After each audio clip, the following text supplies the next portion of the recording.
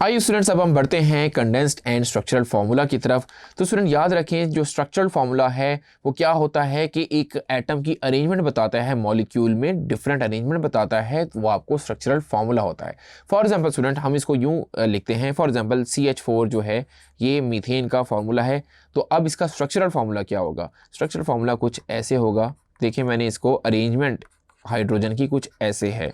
सो ये आपका structural formula methane का है। इसी तरह स्टूडेंट अगर मैं कहता हूँ अल्कोहल है, CH3OH है, तो ये तो इसका एक फार्मूला है जिसको हम मॉलिक्यूलर फार्मूला कहते हैं, ये आगे चल के आएगा। लेकिन स्ट्रक्चरल फार्मूला देखिए, आप इसको कैसे ओपन करके लिख सकते हैं। एक कार्बन आ गया, उसके 3 बॉन्ड हाइड्रोजन के साथ ये आ गए, चौथा बॉन्ड ऑक्सीजन के साथ आएगा, ये आ गया, और एक और फिर ऑक्सीजन है। तो ये स्ट्रक्चरल फार्मूला है मिथाइल अल्कोहल का। अब ये अल्कोहल क्या होता है इसके बारे में हम आगे चल के बात करेंगे। सो होपफुली स्टूडेंट आपको स्ट्रक्चरल फार्मूला समझ आ गया होगा। अब हम बात कर लेते हैं कंडेंस फार्मूले की। देखिए स्टूडेंट, कंडेंस फार्मूला को हम डिफाइन करते हैं कि ये एक्चुअली स्ट्रक्चरल फार्मूला ही होता है, लेकिन उसमें हम एब्रीविएशन यूज़ करते हैं वेरियस ग्रुप्स की। तो स्टूडेंट इसका मतलब क्या? इसका मतलब ये होता है कि जैसे हमने बात की CH4 का ये स्ट्रक्चरल फार्मूला था कुछ ऐसे करके, इसी का कंडेंस फार्मूला क्या होगा? CH4 हमने ये कंडेंस करके लिख दिया।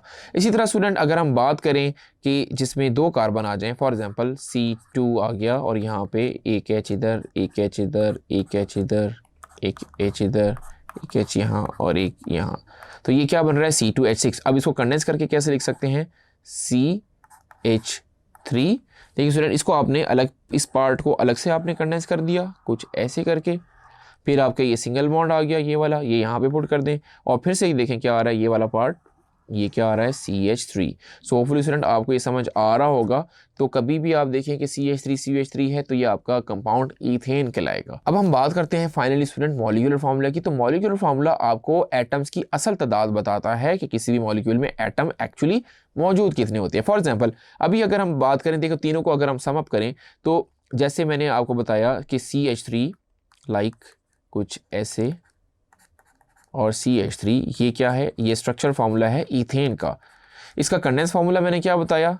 CH3 and CH3। अब इसका मॉलिक्यूलर फार्मूला क्या होगा स्टूडेंट? देखें 2 कार्बन है C2 और 6 हाइड्रोजन है H6। तो होपफुली आपको समझ आ गया होगा कि ये आपका है मॉलिक्यूलर फार्मूला, इसको मैं MF से रिप्रेजेंट कर देता हूँ। ये आपका है कंडेंस फार्मूला, CF से रिप्रेजेंट कर देता हूँ, और ये आपका है स्ट्रक्चरल फार्मूला। सो यहाँ पे ये सम अप से आपको क्लियर हो गया होगा कि मॉलिक्यूलर फार्मूला क्या होता है, स्ट्रक्चरल फार्मूला क्या होता है, और कंडेंस फार्मूला क्या होता है। Thank you.